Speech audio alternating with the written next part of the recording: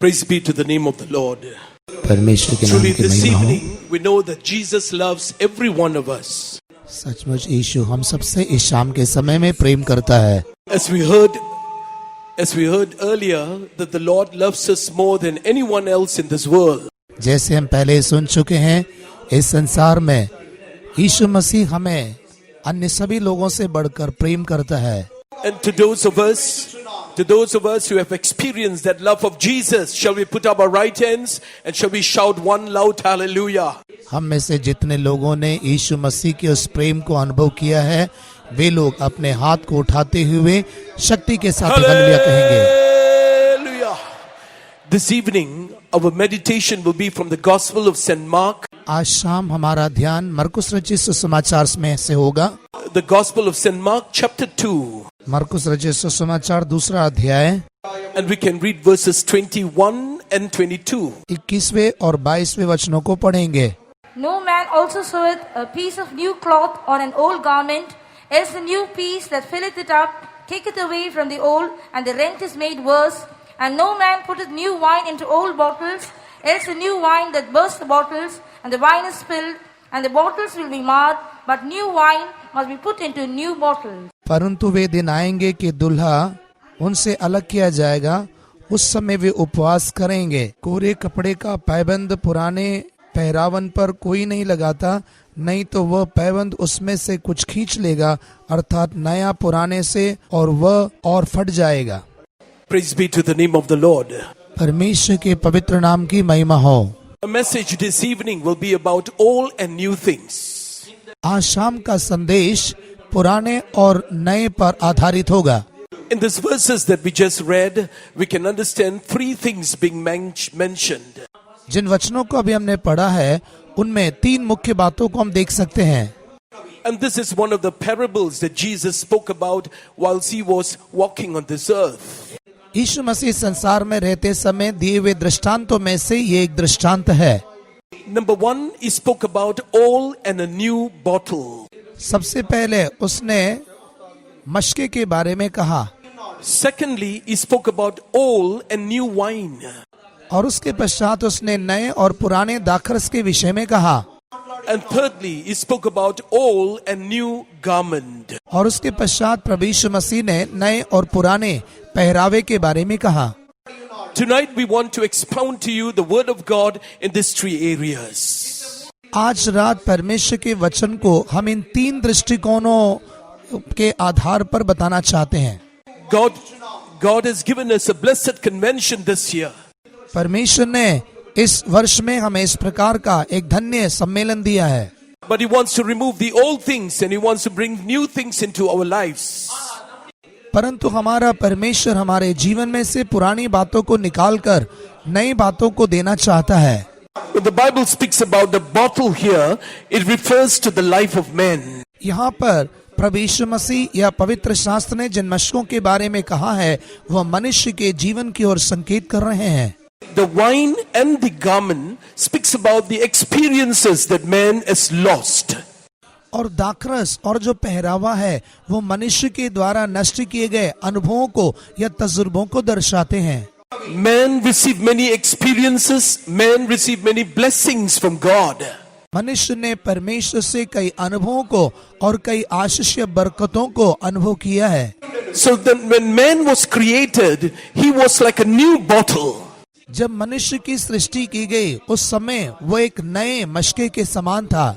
He could walk with God, he could live with God, he could enjoy the blessings of the Lord. वो परमेश्वर के साथ चल सकता था, परमेश्वर के साथ रह सकता था और परमेश्वर की आशीषों को अनुभव कर सकता था। But one thing made man to become old.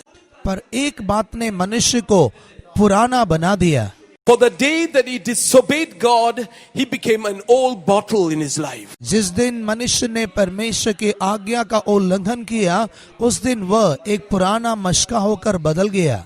And so also this evening, beloved ones, उसी प्रकार प्रिय लोगों, इस शाम के समय God is a loving God and he wants to bless us with blessings and experiences. हमारा प्रेमी परमेश्वर हमें नई दाखरस रूपी नई आशीष और नए अनुभव को देना चाहता है। But there is something that God wants you to do, and He wants you to obey His commandments that He wants to give you. पर एक बात यह है कि परमेश्वर आपको जो आज्ञा देना चाहता है उसका पालन करना आपका कर्तव्य है. So it could be that in this crowd that you may have disobeyed God in many ways, in many times, but you have come into the presence of God. हो सकता है कि आप इस जनसमूह में होते हुए भी परमेश्वर के द्वारा दी गई आज्ञाओं का उल्लंघन किया होगा. But we want to remind you that Jesus loves you still. पर आज रात हम आपको ये स्मरण दिलाना चाहते हैं कि यीशु मसीह अभी भी आपसे प्रेम करते हैं. Praise be to the name of God. परमेश्वर के नाम की स्तुति हो. The day that man disobeyed the commandments of God, जिस दिन मनुष्य ने परमेश्वर की आज्ञा का उल्लंघन किया, the sign of oldness came into his life. उसके जीवन में पुराना अनुभव प्रवेश कर गया. He lost the very quality of God's image and likeness in him. उसने परमेश्वर के स्वरूप और समानता को अपने जीवन में नष्ट कर दिया. Yes, beloved ones, you and I have to remember that we are the masterpiece creation of our God. हाँ प्रिय लोगों, हमें इस बात को समझना जरूरी है कि मैं और आप परमेश्वर के द्वारा सृष्टि किए गए सभी सृष्टियों में श्रेष्ठ हैं. God has created us in His image and likeness according to Genesis chapter 1 verse 26. उत्पत्ति की पुस्तक पहले अध्याय के 26वें वचन के अनुसार परमेश्वर ने हमें उसके स्वरूप और समानता में बनाया है. And God said, let us make man in our image after our likeness. परमेश्वर कहता है, आए हम मनुष्य को अपने स्वरूप और समानता में बनाएं. But the day that he disobeyed the commandments of God, he lost that image. He lost that likeness of God. पर जिस दिन मनुष्य ने परमेश्वर की आज्ञा का उल्लंघन किया, उस दिन वह परमेश्वर के स्वरूप और समानता को नष्ट कर बैठा. Our God is so beautiful and He's so awesome. हमारा परमेश्वर बहुत ही सुंदर और बहुत ही भयानक है. For He makes everything beautiful in His time. परमेश्वर ने अपने समय में सब कुछ सुंदर बनाया है. The book of Psalms 19 verse 1 says, the heavens declare the glory of God. भजन संहिता 19 का पहला वचन कहता है, आकाश ईश्वर की महिमा का वर्णन कर रहा है. Yes, beloved ones, if we do not declare God's glory, the heavens above us, the earth around us, they show the glory of God. हाँ प्रिय लोगों, यदि मैं और आप परमेश्वर की महिमा का वर्णन ना करें तो भी हमारे ऊपर जो आकाश है और हमारे चारों ओर जो पृथ्वी है वो परमेश्वर की महिमा का वर्णन करते हैं. The firmaments declare that God has done something beautiful in the earth, on this earth. और आकाश मंडल उसकी हस्तकला को प्रकट कर रहा है. And as for man, is wonderfully made. और मनुष्य के विषय में कहा जाए तो वो बहुत ही अद्भुत रीति से, ये मनोहर रीति से सृजा गया है. Therefore, firstly, man lost his image and likeness of God. इसलिए सबसे पहले मनुष्य ने परमेश्वर के स्वरूप और समानता को नष्ट किया. Secondly, he lost the beauty of God. दूसरा, वो परमेश्वर की सुंदरता को खो बैठा. In Psalms 139, bhajan Samhita we 129 can read में, verse 14. माफ कीजिए, भजन संहिता 139 का 14वां वचन. मैं तेरा धन्यवाद करूंगा इसलिए कि मैं भयानक और अद्भुत रीति से रचा गया हूँ. तेरे काम तो आश्चर्य के हैं और मैं इसे भली भांति जानता हूँ. 3 words describes the beauty of God here. यहाँ पर 3 बातें परमेश्वर की सुंदरता का वर्णन We कर have रहे the हैं. beauty of fearing God. और यहाँ पर परमेश्वर का भय मानने Because we की are एक अद्भुत fearfully को हम देख made. सकते हैं. हम भयंकर रीति से बनाए गए Next हैं. word, we are wonderfully made. और दूसरा, हम अद्भुत रीति से बनाए गए हैं. And thirdly, we are marvelously made. और तीसरा, हम आश्चर्यजनक रीति से बनाए गए हैं. Because we are created in the beauty of God, there is nothing lacking in us. हम लोग परमेश्वर की सुंदरता में बनाए जाने के कारण हमारे जीवन में कोई कमी नहीं है. But the day when man fell from obeying the commandments of God, पर जिस दिन मनुष्य परमेश्वर की आज्ञा का उल्लंघन करने में दिखाई दिया गया, he lost the beauty of God. वो परमेश्वर की सुंदरता को खो बैठा. He lost the fear to live for God. वह परमेश्वर के प्रति जो भय था उस भय को खो बैठा। He no more takes his life as so wonderful and marvelous. अभी भी उसके जीवन में ये ज्ञान नहीं है कि वो भयानक और अद्भुत रीति से बनाया गया है। In short, beloved brothers and sisters, he lost the beauty of God. संक्षिप्त में कहा जाए तो मनुष्य ने परमेश्वर की सुंदरता को नष्ट कर दिया है। And because he lost that beauty of God, he must try to beautify himself with the many things of this world. मनुष्य अपने जीवन में परमेश्वर की सुंदरता को नष्ट करने के कारण इस संसार की कई बातों के द्वारा वह को सुंदर बनाने का प्रयास कर रहा है। Men and women today, they are not satisfied with their creation.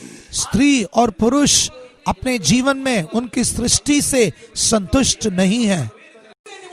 They want a better nose, they want a better eyes, they want a better lips, they want something better because they are not satisfied with the beauty that God has imbued in them. परमेश्वर ने जिस सुंदरता के साथ उन्हें बनाया है उस सुंदरता से तृप्त न होने के कारण वे अच्छी आंख चाहते हैं, अच्छी नाक चाहते हैं और अच्छे होंठ चाहते हैं। Beloved brothers and sisters, प्रिय भाइयों बहनों, tonight if you are gathered here and you are not satisfied with the beauty that God has given to you, आज रात आप यहाँ पर एकत्रित होते समय यदि आप परमेश्वर के द्वारा दी गई सुंदरता से तृप्त नहीं है तो there is one thing that you can do. Come back to Jesus. आप एक छोटा सा काम कर सकते हैं और वो ये है कि आप यीशु के पास वापस आइए। At least tonight, give your life to God and tell the Lord, I want to obey your commandments. कम से कम आज रात आप अपना जीवन परमेश्वर के हाथ में देकर कहिए कि हे प्रभु, आज से मैं तेरे आज्ञा का पालन करना चाहता हूँ या चाहती हूँ। Because God is a God who is able to restore back again the beauty of the Lord in your life. क्योंकि परमेश्वर ही वो सामर्थ्य रखता है या वो योग्यता रखता है जो उस सुंदरता को जो आपने नष्ट कर दिया है उसे वापस लौटा सकता है। So that you can fear God, you can realize that you are wonderfully and marvelously made by God. आप अद्भुत रीति से और आश्चर्यजनक रीति से बनाए गए इस बात को जानते हुए परमेश्वर का भय मान सके। Praise be to the name of the Lord. परमेश्वर के नाम की स्तुति हो। Another important feature that man lost when he disobeyed the commandments of God, he lost the holiness in God. So the word of God reminds us, be holy as I am holy. परमेश्वर का वचन हमें याद या स्मरण दिलाता है कि जैसे मैं पवित्र हूँ वैसे तुम भी पवित्र बनो। But the day that he disobeyed the commandments of God, holiness began to come down lower in his life. जिस दिन मनुष्य ने परमेश्वर की आज्ञा का उल्लंघन किया उस दिन से पवित्रताई का दर्जा मनुष्य के जीवन में कम होने लगा।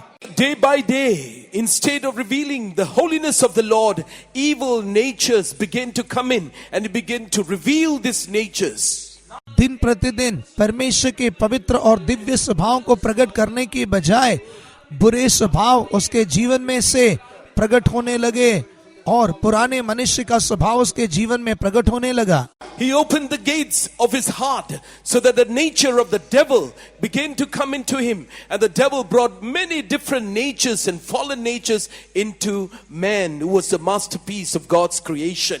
मनुष्य जो कि एक समय में परमेश्वर की सृष्टियों में सबसे महत्वपूर्ण सृष्टि था, उसने अपने हृदय के द्वार को उस शैतान के लिए खोल दिया। वह शैतान जो कई बुरे स्वभावों को उस मनुष्य के जीवन में लेकर आता है और वह शैतान के उन स्वभावों को प्रकट करने लगा। Yes, beloved ones, the fall of man affected this whole earth. हाँ प्रिय लोगों, मनुष्य का पतन या गिरावट सारे पृथ्वी या ब्रह्मांड पर प्रभाव डालने लगा। In the book of Isaiah chapter 24, यशायाह की पुस्तक उसका 24वां अध्याय, when you read verses 5 and 6, जब आप 5वें और 6वें the वचनों Bible को says पढ़ते हैं, the earth also is defiled under the inhabitants. पृथ्वी अपने रहने वालों के कारण अशुद्ध हो गई है। It is because they have transgressed the laws, they have changed the ordinance. क्योंकि उन्होंने व्यवस्था का उल्लंघन किया और विधि को पलट डाला। Beloved ones, let us realize our responsibility. Every time when we break the commandments of God, the earth will be affected. प्रिय लोगों, हम अपने कर्तव्य को समझें। जब कभी भी हम आज्ञा का उल्लंघन करते हैं, उन सभी समयों में पृथ्वी पर उसका प्रभाव पड़ता है। And therefore, God wants to renew this life again. He wants to make you and me a new bottle in this series of convention. इसलिए परमेश्वर हमारे जीवन को नया करना चाहता है, और इस सम्मेलन के इस पहली रात के समय में परमेश्वर मुझे और आपको एक नया मशका, एक नई सृष्टि बनाना चाहता है। Praise be to the name of the Lord. परमेश्वर के पवित्र नाम की स्तुति हो। The day that man fell, the day when the earth is affected, man lost his new wine. He lost the joy of God. जिस दिन मनुष्य गिर गया उस और पृथ्वी पर उसका प्रभाव पड़ा, उस दिन मनुष्य ने उस दाखरस या अपने हृदय के आनंद को नष्ट कर दिया। Because he lost a new wine, he has to find different kinds of joy. He gets his joy from the world, he gets his joy from men, and he gets his joy from the devil. मनुष्य अपने जीवन में दाखरस रूपी इस आनंद को नष्ट करने के कारण वह आनंद प्राप्त करने के लिए कई स्रोतों के पीछे जाने लगा। वह संसार से आनंद प्राप्त करने के लिए प्रयास करता रहा, मनुष्य से, शैतान से भी आनंद पाने के लिए प्रयास करता रहा। In Hebrews chapter 11 verse 25, he runs after the pleasures of the sin of this world for a moment. इब्रानी की पत्री 11वें अध्याय के उसके 25वें वचन में हम देखते हैं कि वह पाप के तात्कालिक आनंद के पीछे जाता है। The joy of this world cannot completely fill man. इस संसार का आनंद मनुष्य के हृदय को कभी भी तृप्त नहीं कर सकता है। The joy of this world cannot satisfy mankind. इस संसार का आनंद कभी भी मनुष्य को संतुष्ट नहीं कर सकता है। Beloved brothers and sisters, are you here today?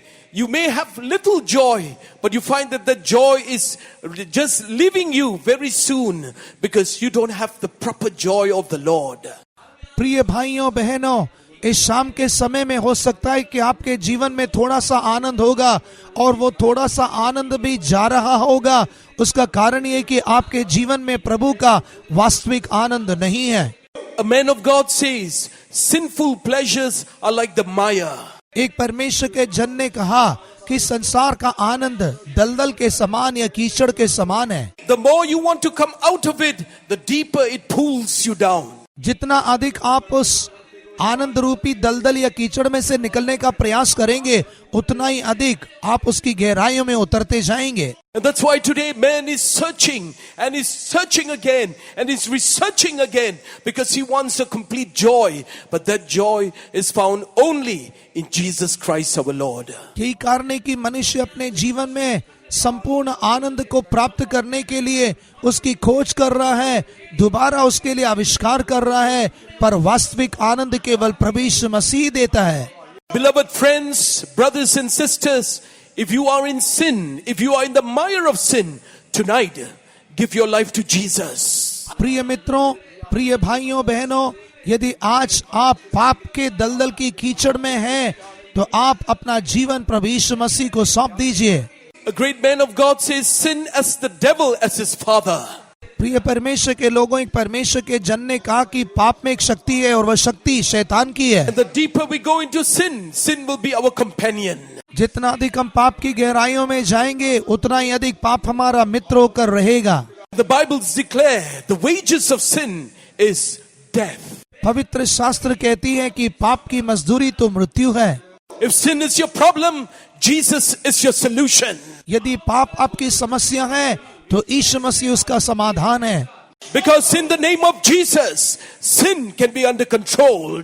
क्योंकि यीशु मसीह के नाम से ही पाप पर हम नियंत्रण रख सकते हैं। And in the name of Jesus, every demonic powers can be controlled.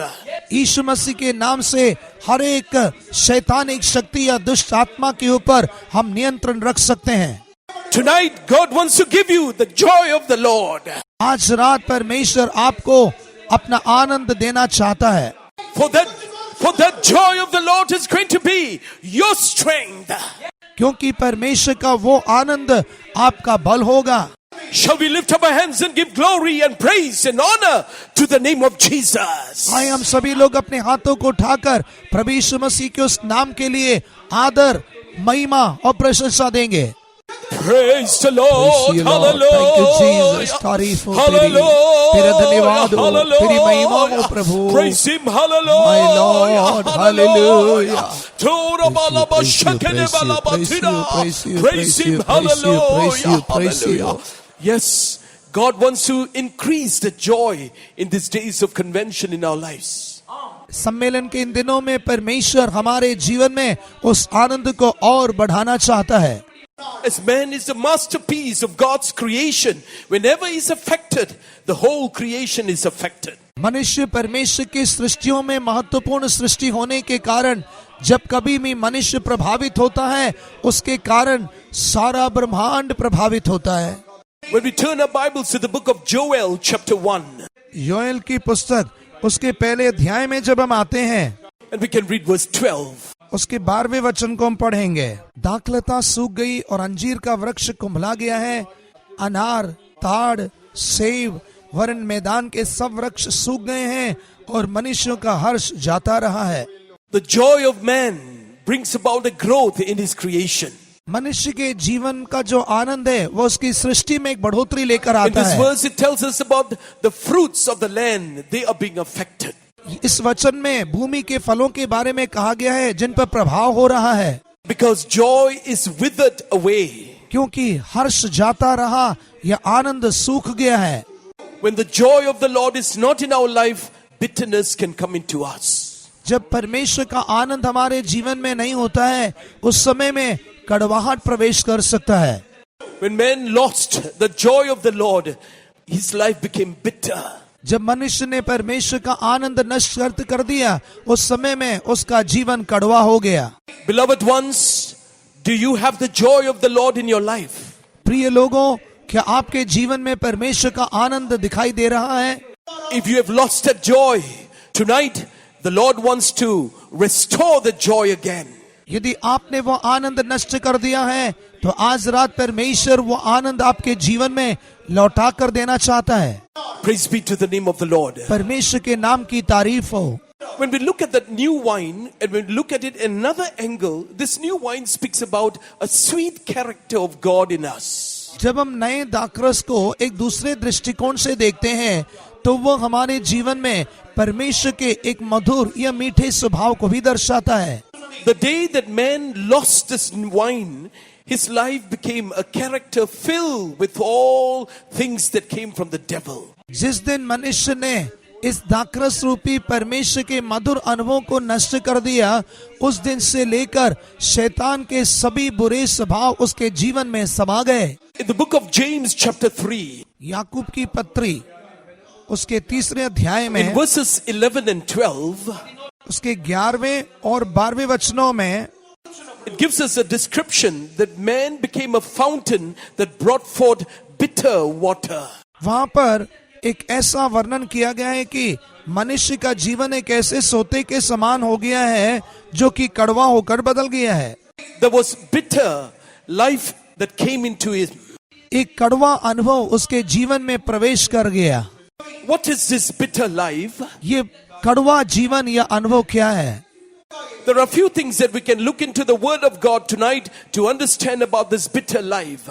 इस कड़वे अनुभव या जीवन के बारे में देखने के लिए परमेश्वर के वचनों में से हम कुछ बातों पर ध्यान करना जरूरी है। Firstly, we can look at a bitter life as a life of bondage. सबसे पहले ये जो कड़वा जीवन है वो एक बंधुआई या दासत्व का जीवन है।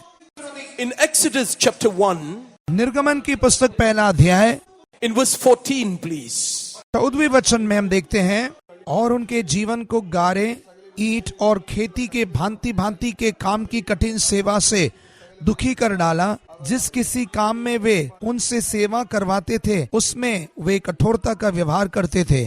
When our life becomes bitter, firstly, we come under a bondage. जब हमारा जीवन कड़वा हो जाता है, तो सबसे पहले हम बंधुआई में आ जाते हैं।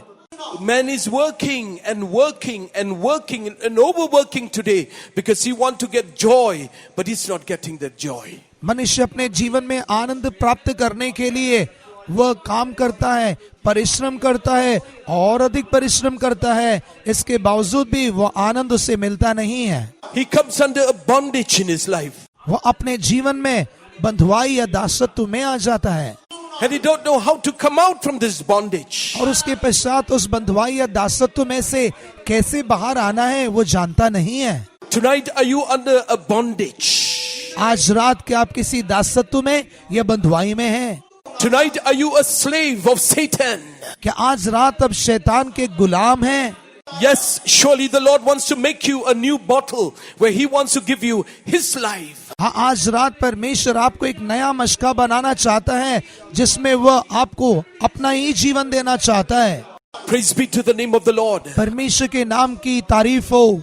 In Exodus 15:23, sicknesses and calamities are bitter in our lives. निर्गमन की पुस्तक 15वें अध्याय के 23वें वचन में हम देखते हैं बीमारियां और अन्य प्राकृतिक विनाश एक दासत्व या कड़वा अनुभव होता है। The children of Israel came to a place and there was water there, but it was bitter. इस्राएल के लोग एक ऐसे स्थान पर आए जहां पर पानी तो था पर वो पानी खारा या कड़वा था। But in the following verses downstairs, the Lord says, I am the Lord that healeth thee. और उसके नीचे लिखे हुए वचनों में हम देख सकते हैं परमेश्वर कहता है मैं ही तुम्हारा चंगा करने वाला यहोवा हूँ। Beloved ones, is your life in bitterness? प्रिय लोगों, क्या आपका जीवन कड़वाहट में है? You try to get healed from your sicknesses, but your sicknesses is escalating. आप अपनी बीमारियों से चंगाई या छुटकारा पाना तो चाहते हैं पर आपकी बीमारियां दिन प्रतिदिन बढ़ती जा रही हैं। You tried many ways, you tried many means, but you find that there is no hope for your sickness. आपने कई मार्गों का और कई विधियों का इस्तेमाल तो किया पर आपके जीवन में उसे छुटकारा पाने के लिए कोई आशा दिखाई नहीं दे रहा है। And have you come here? There is only one solution for you to trust in Jesus. उस अवस्था में जब आप यहाँ पर आए हैं तो आपके लिए केवल एक ही समाधान है और वह है यीशु पर भरोसा रखना। Jesus Christ took all our sins and our sicknesses on the cross of Calvary. Kalvari क्रूस पर प्रभु यीशु मसीह ने हमारे सारे पाप और सारे शाप और बीमारियों को अपने ऊपर उठा लिया है। If you are facing with calamities after calamities, come to Jesus. यदि आप अपने जीवन में एक के बाद एक परेशानी का या विपत्तियों का सामना कर रहे हैं तो यीशु के पास आइए। There is only hope in Jesus. यीशु मसीह में ही केवल आशा है। He is the only door that we can find hope in. आशा प्राप्त करने के लिए यीशु मसीह केवल एकमात्र द्वार है। For there is nothing too hard for Jesus. क्योंकि हमारे यीशु के लिए कुछ भी कठिन नहीं है। And He loves you. He's walking in our midst even this night so that He could touch you and deliver you completely. वह आपसे प्रेम करने के कारण आपको छूकर आपको पूरी रीति से छुटकारा देने के लिए वह हमारे मध्य में चल फिर रहा है। Praise be to the name of the Lord. परमेश्वर के नाम की तारीफ हो। Thirdly, in Exodus chapter 32 verse 32, there it speaks about another experience of bitter. अगला निर्गमन की पुस्तक 22वें अध्याय के Their 22वें wine वचन में is the wine of Sodom. वहां पर हम देखते हैं कि उनका दाखरस सदोम का दाखरस Their है। fields belongs to Gomorrah. Their grapes are grapes of gall. उनका जो अंगूर है या दाखर है वो कड़वा दाख है। Their clusters are bitter. उनके दाख के गुच्छे भी कड़वे हैं। This speaks about a life of backsliding. पिछड़ेपन को दिखाता है। Beloved brothers, beloved sisters, you may have one time tasted being enlightened by the power of God. प्रिय लोगों, हो सकता है कि आप एक समय में परमेश्वर की सच्चाई के प्रकाश को अनुभव कर चुके होंगे। But because you broke the commandments of God, you disobeyed the commandments of God, you have gone far away from Jesus. पर आप परमेश्वर की आज्ञा का उल्लंघन करने के कारण यीशु से दूर, हाँ काफी दूर चले गए होंगे। The sins of Sodom and Gomorrah is pulling you away from God. सदोम और अमोरा के पाप आपको परमेश्वर से दूर खींच कर ले जा रहे होंगे। But tonight, remember, the Lord do not want you to perish, but He wants you to be saved. पर आप इस बात को समझ लीजिए कि आज रात परमेश्वर नहीं चाहता कि आप नाश हो जाएं, पर आप उद्धार पाएं। And therefore tonight, turn back to God. इसलिए आज रात परमेश्वर की ओर लौट आइए। In these days, return back to God with words. इन दिनों में अपने मुंह में अंगीकार के शब्दों को लेकर परमेश्वर की ओर लौट आइए। He's able to remove the bitter experience that brought backsliding in your lives. वह आपके जीवन में आत्मिक गिरावट को लेकर आए हुए सारे कड़वे अनुभव को दूर करना चाहता है। For our God loves everyone who is gathered here tonight. क्योंकि आज रात यहाँ पर इकट्ठे हुए हर एक से परमेश्वर प्रेम करता है। Hallelujah! Hallelujah. Therefore, beloved ones, let us turn back to God so that we can be filled with this new wine. इसलिए प्रिय लोगों, इस नए दाखरस से भरपूर होने के लिए हम अपने परमेश्वर की ओर मुड़ जाएं। Praise be to the name of the Lord. परमेश्वर के नाम की तारीफ हो। I'd like to give you just one more experience of this bitter life. इस कड़वे जीवन का एक और अनुभव मैं आपको बताना चाहता हूँ। In the book of Job chapter 32, अय्यूब की पुस्तक 32वां अध्याय in verse 2 says, our complaints, we are complaining because we are bitter. दूसरा वचन कहता है कि हम कड़वे होने के कारण शिकायत करते हैं। Many things do not come right for us in our lives. हमारे जीवन में ऐसी कई बातें होती हैं जो सही नहीं हो पाते हैं। It's Job chapter 23 verse 2. माफ कीजिए, अय्यूब की पुस्तक 23वां अध्याय और दूसरा वचन। Even today is my complaint bitter. मेरी कुड़कुड़ाहट अब भी नहीं रुक सकती है। Have you realized lately that you have been complaining so much? अपने समीप के दिनों के जीवन को जांचने पर हो सकता है कि आपके जीवन में कई दफा आप कुड़कुड़ाते रहे होंगे। We complain about our families. हम अपने परिवार के विषय में कुड़कुड़ाते हैं। We complain about our education. हम अपने पढ़ाई के बारे में कुड़कुड़ाते हैं। We complain about everything that pertains to our lives. हमारे जीवन से संबंधित हर एक बात या पहलू के विषय में हम कुड़कुड़ाते होंगे। It is because we have the experience of bitter in us. उसका कारण ये है कि हमारे जीवन में कड़वा अनुभव है। The Lord wants to set us free. परमेश्वर हमें स्वतंत्र करना चाहता है। This bitter experience must be removed from our lives. ये कड़वा अनुभव हमारे जीवन से निकाला जाना चाहिए। Because if this bitter experience is there, we cannot go forward. क्योंकि यदि हमारे जीवन में कोई कड़वा अनुभव होगा तो हम कभी भी आगे नहीं बढ़ सकेंगे। Therefore tonight, beloved ones, Jesus is here to remove the bitter experiences from our lives. इसलिए प्रिय लोगों, हमारे जीवन में से कड़वे अनुभवों को निकालने के लिए आज रात हमारा प्रभु यीशु मसीह हमारे मध्य में है। Praise be to the name of the Lord. परमेश्वर के नाम की तारीफ हो। We have spoken so far about the new bottle. We have spoken about a new wine. अभी तक हम नए मशके और नए दाखरस के विषय में वर्णन करते रहे। When man lost his newness of life, जब मनुष्य ने अपने जीवन की नूतनता या नवीनता को नष्ट कर दिया, his garments became old. उसके पहरावे या वस्त्र भी पुराने हो गए।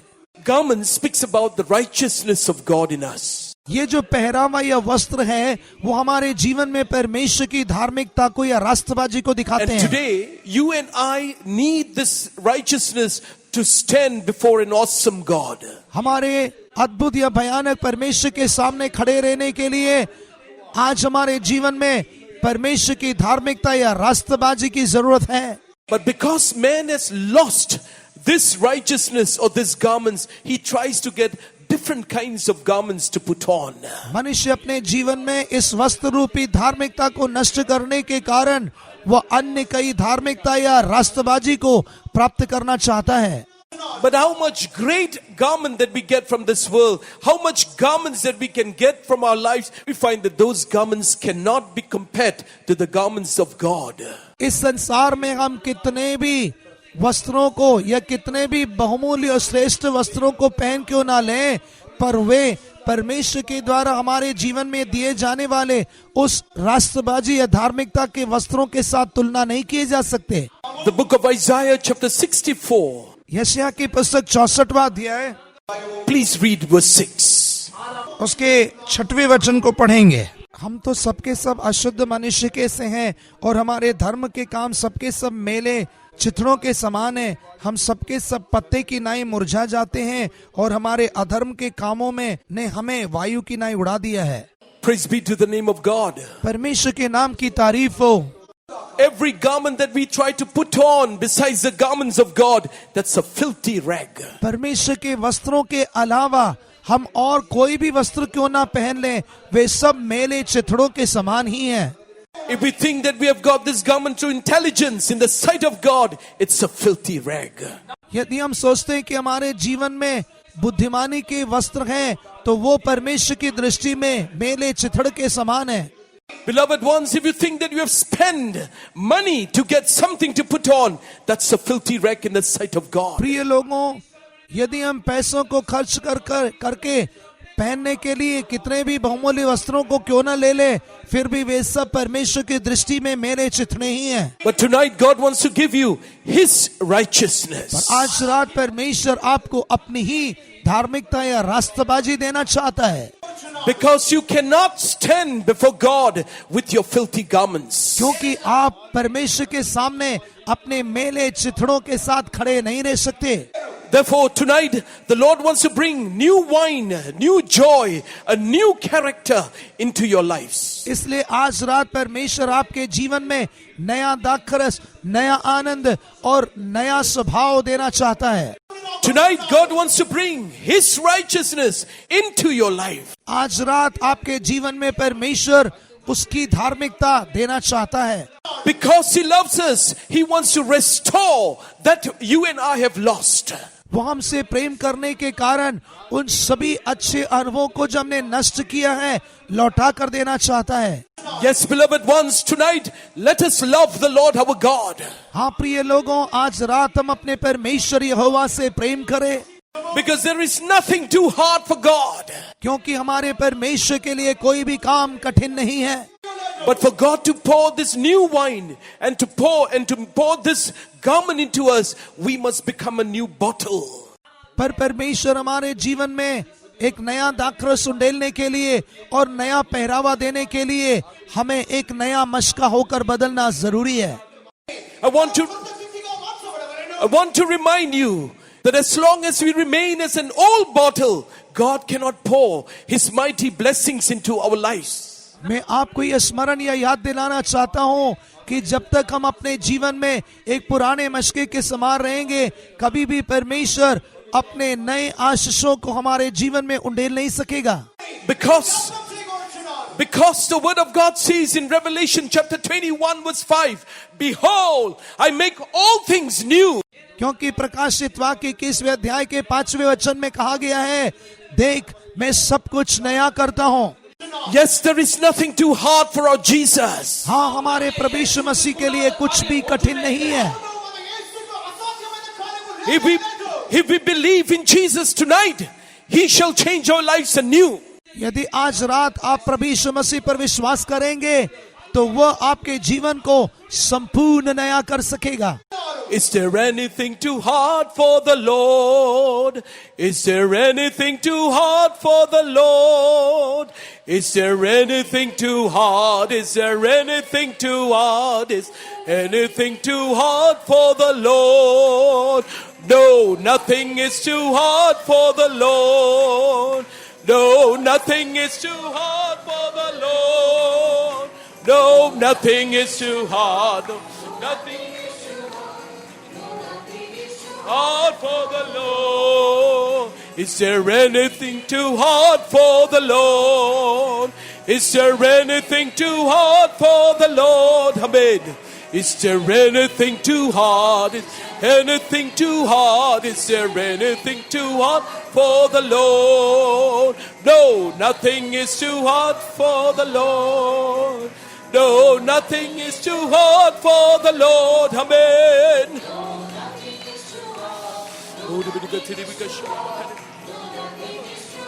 For the Lord, Yesu wala dada din leo, in Yesu wala garden, amen, hallelujah.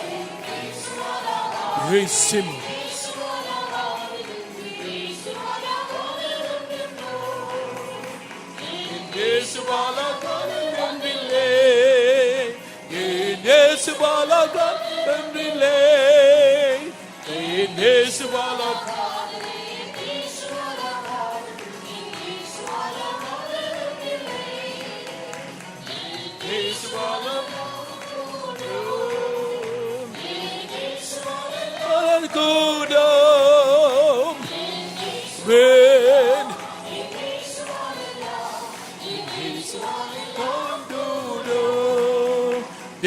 விசுவாசித்தால் போதும், நீ விசுவாசித்தால் போதும். ஹல்லேலூயா. விசுவாசித்தால், நீ விசுவாசித்தால், விசுவாசித்தால் போதும், நீ விசுவாசித்தால் போதும், நீ விசுவாசித்தால் போதும், நீ விசுவாசித்தால், நீ விசுவாசித்தால், Hallelujah.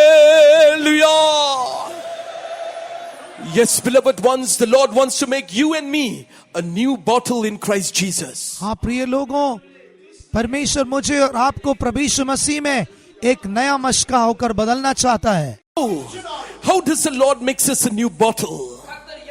कैसे परमेश्वर हमें एक नया मशका होकर बदलेगा? In the book of Ezekiel chapter 36 verse 26. यह यहेजकेल की पुस्तक 36वां अध्याय और उसके 26वें वचन में हम देखते हैं, He wants to give us a new heart and a new mind. वो हमें एक नया हृदय और एक नया मन देना चाहता है. As we begin to confess our sins and repent for all those things that we have done, He begins to give us a new heart and a new mind. जब हम अपने जीवन में अपने पापों के लिए पश्चाताप करते हुए उन्हें अंगीकार करते हैं, तो परमेश्वर हमें एक नया मन और एक नया आत्मा देता है. For the Bible says the blood of Jesus cleanses all our sins. क्योंकि परमेश्वर का वचन कहता है कि प्रभु यीशु मसीह का खून हमारे सारे पापों को धोकर हमें शुद्ध करता है. That is the initial step of salvation. और यही उद्धार का पहला कदम है. And God wants us to go further into water baptism. और परमेश्वर हमें आगे पानी के बपतिस्मा के अनुभव में जाने के लिए चाहता है. At water baptism we surrender our will to God. और उस पानी के बपतिस्मा में हम अपनी मर्जी को परमेश्वर के लिए सौंपते हैं. We become a new bottle, we become a new body to do the will of God. हम अपने जीवन में एक नई सृष्टि होकर या नया मशका होकर परमेश्वर की इच्छा करने लगते हैं. And thirdly, God wants us to surrender our total life to Him. और तीसरा, परमेश्वर चाहता है कि हम अपना संपूर्ण जीवन परमेश्वर के लिए सौंप दें. Ephesians chapter 1 verse 14 says He wants to make us His purchased possession. इफिसियों के पत्री पहला अध्याय उसके 14वें वचन में कहा गया है कि परमेश्वर हमें उसका ही निज धन होकर बदलना चाहता है. In this series of convention, God wants to fill us with the baptism of the Holy Spirit so that we are sealed by the Lord. सम्मेलन के इन दिनों में परमेश्वर हमें पवित्र आत्मा का अभिषेक देना चाहता है ताकि वह हमें उस मिरास के बयाने के लिए मोहर लगा सके. Through that sealing of God, through the sealing of the Holy Spirit, we know deep in our spirit we have an inheritance in New Jerusalem and Zion. पवित्र आत्मा या परमेश्वर के उस मोहर के द्वारा हम अपने हृदय की गहराई में ये जान लेते हैं कि सियोन और नए यरूशलेम में हमारे लिए एक मीरास है. Yes, beloved ones, these three experiences that I've just mentioned make us to become a new creature in Christ Jesus. हाँ प्रिय लोगों, ये तीन अनुभव जो हमने आपके सामने रखे हैं वो हमें प्रभु यीशु मसीह में एक नई सृष्टि होकर बना देते हैं. And the Lord pours a new wine, the joy of the Lord in us. परमेश्वर हमारे हृदय में नया दाखरस रूपी नया आनंद उड़ेलता है. When the joy of the Lord is in us, firstly, we can enjoy the joy of salvation. जब परमेश्वर का आनंद हमारे हृदय में आता है तो सबसे पहले हम उद्धार के आनंद को अनुभव करते हैं. That's why the psalmist says, restore unto me the joy of salvation. Do not cast me away. यही कारण है कि भजन लिखने वाले भक्त कहते हैं कि तू मुझे निकाल ना दे पर अपने उद्धार के आनंद को मेरे जीवन में दोबारा लौटा दे. Secondly, in Romans chapter 14 verse 17 says, He gives us the joy of the Holy Spirit. दूसरा, रोमियो की पत्री 14वें अध्याय के 17वें वचन में हम देखते हैं कि दूसरा, परमेश्वर हमें पवित्र आत्मा का आनंद देता है। For the kingdom of God is not meat and drink, but the joy and peace in the Holy Ghost to righteousness. क्योंकि परमेश्वर का राज्य खाना और पीना नहीं है, पर वह धर्म, मेल मिलाप और पवित्र आत्मा का आनंद है। Thirdly, in 1 Peter chapter 1 verses 4 and 6. तीसरा, पहला पत्रस पहले अध्याय के 4 और 6वें वचनों में He wants to give us the joy of an inheritance. वो हमें एक मीरास का आनंद देना चाहता है। Though we go through manifold temptations and trials, we will fear nothing because we know there is a joy of inheritance awaiting for us. जब हम अपने जीवन में कई प्रकार के कष्ट, क्लेश और उपद्रव में से होकर जाते हैं, हम डरते या घबराते नहीं है, क्योंकि हमें यह दृढ़ निश्चय है कि हमारे लिए एक मीरास है। And fourthly, God wants to give us a joy unspeakable, full of His glory. और चौथा, परमेश्वर हमें उसकी महिमा से परिपूर्ण एक अवर्णनीय आनंद देना चाहता है। Because we know that the coming of the Lord is drawing nigh. क्योंकि हम जानते हैं कि हमारे प्रभु यीशु मसीह का आगमन बहुत निकट हो चुका है। Let us remember that if Jesus comes tonight, we will be ready to be caught up with Him. आज रात यदि हमारा प्रभु यीशु मसीह आ जाता है, तो हम उसके साथ उड़कर चले जाने के लिए हम तैयार रहना है और उसके लिए विश्वास करना है। In these days of convention, God wants to renew the joy of the Lord in our lives. सम्मेलन के इन दिनों में परमेश्वर हमारे जीवन में अपना आनंद नया करना चाहता है। And we are going to experience the power of God, the joy of the Lord that will turn to be our strength. चाहे कितना भी कड़वा अनुभव क्यों ना हो, पर परमेश्वर का आनंद जो हमारा बल है, हमारे जीवन में प्रवेश करेगा तो हम बलवंत हो जाएंगे। But not only wine, not only new wine God wants to give us. Remember, God wants to give us His garment of righteousness. परमेश्वर केवल हमें नया दाखरस देना चाहता, उतना ही नहीं, वह हमें अपनी धार्मिकता रूपी नया वस्त्र या पहरावा देना चाहता है। In these days, God is going to give us His righteousness. इन दिनों में परमेश्वर हमें अपनी धार्मिकता या राष्ट्रबाजी देना चाहता है। Firstly, in Romans chapter 5 verse 9 says, in His righteousness we receive the cleansing through the blood. सबसे पहले रोमियो की पत्री 5वें अध्याय के 9वें वचन में हम देखते हैं, उसकी धार्मिकता में हम यीशु के खून से एक पवित्रताई को प्राप्त करते हैं। Righteousness comes through the precious blood of Jesus. प्रभु यीशु मसीह के बहुमूल्य खून के द्वारा ही धार्मिकता या राष्ट्रबाजी आती है। Secondly, in Luke chapter 1 verse 16, righteousness comes through the word of God. दूसरा, लूका रचित सुसमाचार 2 अध्याय के 16वें वचन के अनुसार परमेश्वर के वचन के द्वारा राष्ट्रबाजी या धार्मिकता आती है। Thirdly, Ephesians chapter 5 verse 9 says, righteousness comes through the Holy Spirit. तीसरा, इफिसियों की पत्री 5वें अध्याय के 9वें वचन के अनुसार धार्मिकता पवित्र आत्मा के द्वारा आती है। And in Romans chapter 1 verse 17, fourthly, righteousness comes to faith life, which leads us into a victorious life. और चौथा, रोमियो की पत्री पहले अध्याय के 14वें वचन के अनुसार धार्मिकता हमारे जीवन में विश्वास के द्वारा आती है और वो हमारे जय जीवन को दर्शाता है। Beloved brothers and sisters, you have not come here by chance, but you have come here by the appointment of God. प्रिय भाइयों बहनों, आप यहाँ पर अचानक नहीं आए हैं, ये गलती से नहीं आए हैं, परमेश्वर के अनंत योजना के अनुसार ही आप यहाँ पर आए हैं। If God has brought you here, surrender to God.